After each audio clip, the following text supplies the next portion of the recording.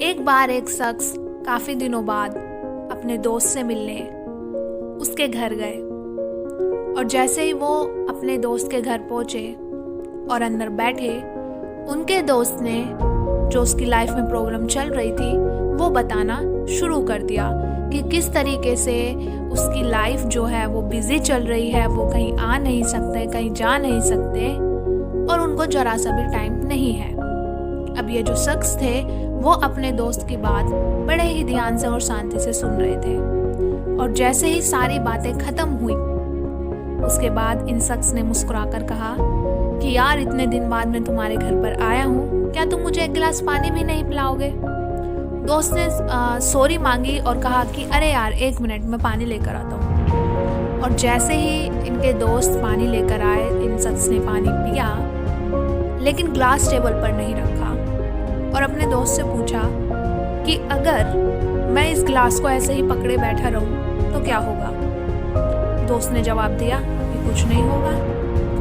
अब इन शख्स ने दोबारा पूछा कि अगर मैं इस गिलास को 2 घंटे तक पकड़कर ऐसे ही बैठा रहूं तो क्या होगा? दोस्त ने जवाब दिया कि तुम्हारे हाथ में दर्द होना शुरू हो जाएगा।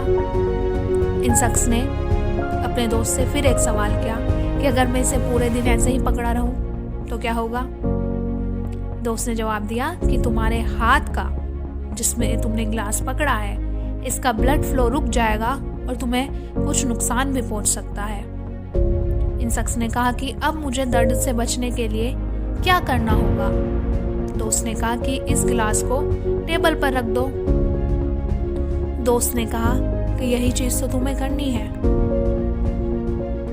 जैसे तुम मेरे लिए इस गिलास में पानी लेकर आए और मैंने इसका पानी पी लिया, अब इस गिलास का कोई काम नहीं है, इसलिए मैं इसे टेबल पर रख सकता हूँ, लेकिन मैं फिर भी इसे बिना वजह पकड़कर बैठा रहूँ तो इससे तकलीफ मुझे ही होगी और ये एक बोझ की तरह मेरे हाथ में रखा रहेगा।